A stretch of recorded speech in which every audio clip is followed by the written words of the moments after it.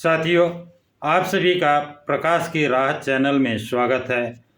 साथियों, पिछले एपिसोड में आपको बताया गया था कि सिद्धार्थ गौतम अलार्म कलाम के आश्रम जाते समय रास्ते में भृगु आश्रम मिला, जिसमें जिज्ञासावश वो प्रवेश कर गया और वहाँ पर भृगु आश्रम में आश्रम के श्रेष्ठ ऋषि भृगु से तपस्या के प्रकार, उसके फल, भोजन आदि के विषय में जानकारी प्राप्त की।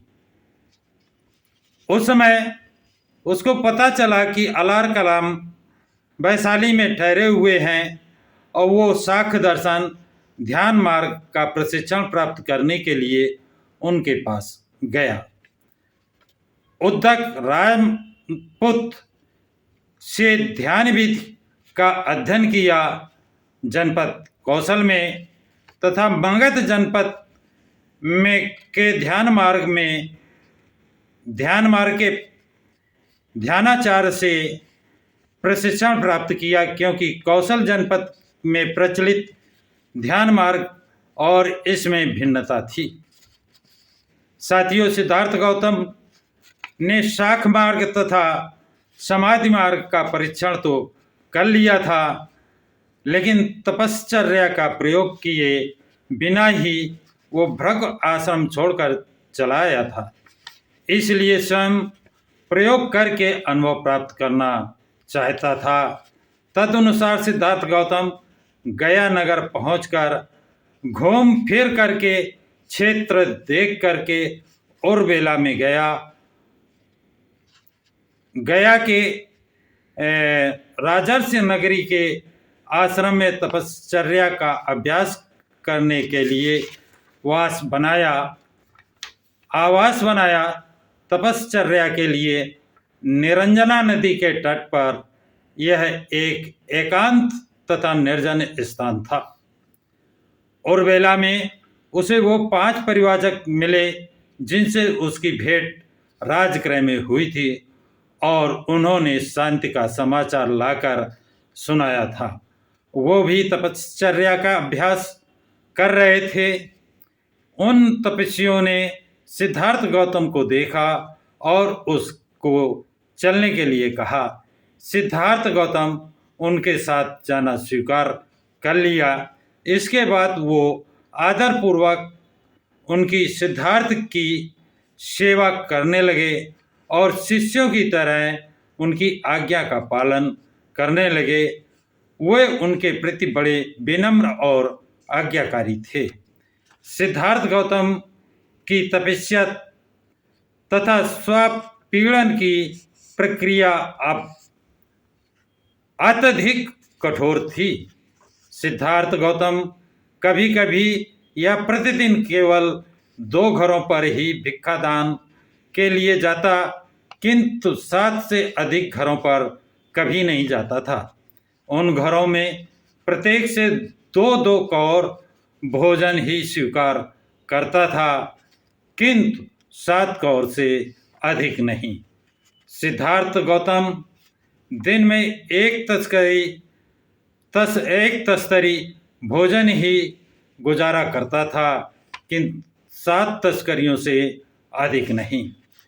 कभी कभी वो सारे दिन एक ही बार भोजन करता, कभी कभी 2 दिनों में एक बार, इसी क्रम में कभी कभी 7 दिनों में एक बार या 15 दिनों में एक बार, और वो भी बहुत ही नपीतुली मात्रा में। जब उसने तपश्चर्या की प्रगति की तो उसका एकमात्र आहार जंगल में इकट्ठी की हुई हरी जड़ें या स्वयं उगे हुए जौ या धान के दाने या पेड़ों की छाल के टुकड़े या काई या चावल के गिर्द भूसी के अंदर के लाल कण या उबले हुए चावल का माड़ या सरसों आदि की खली मात्र रह गया था। वो जंगली जड़ें और फल खाकर रहता था या हवा से गिरे हुए फल फूल खाता था। उसके सिद्धार्थ गौतम के कपड़े या तो सन के बने होते थे या सन की रस्सी और कूड़े के ढेरों में पड़े हुए चीथड़ों के या पेड़ की छाल के या आंधी या पूरी मृग छाल के या घास के या छाल की लकड़ी के पत्तियों के या आदमियों या पशुओं के बालों के से बने कंबलों के या फिर उल्लू के परों से बने होते थे। वह अपने सिर और दाढ़ी के बाल नोच नोच कर उखाड़ता था। वह हमेशा सीधे और पालथी मारकर बैठता था तथा बिना खड़े हुए वह पालथी मारे मारे ही आगे को सरकता था। इस तरह से तथा और भी नाना प्रकार से वो अपने शरीर को कष्ट और पीड़ा पहुंचाता था। उसकी तपश्चर्या इस सीमा तक पहुंच गई थी। वह इतनी बीभत्स सीमा तक चला गया था कि वर्षों तक उसके शरीर पर धूल और मैल जमती गई, जो बाद में अपने आप गिरने लगी।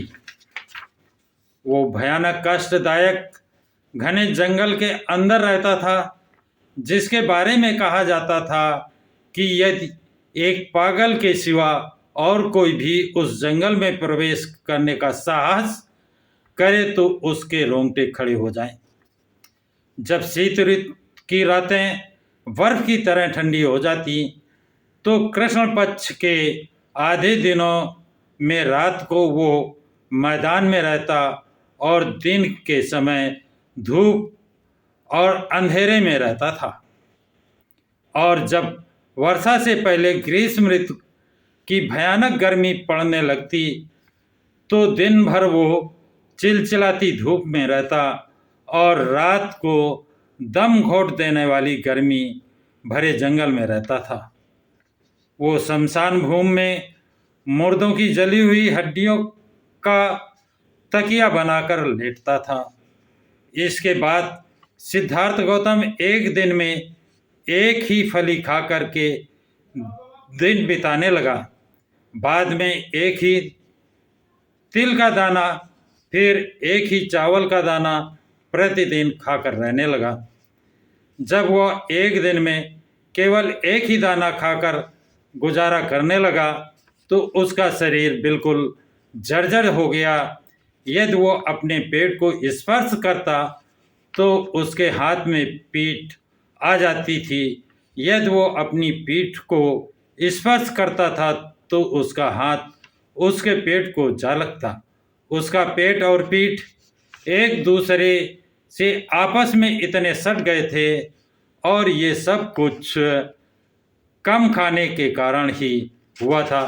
साथियों, इस वीडियो में बस इतनी ही जानकारी और अगले वीडियो में तपश्चर्या के विषय में और जानकारी उपलब्ध कराई जाएगी।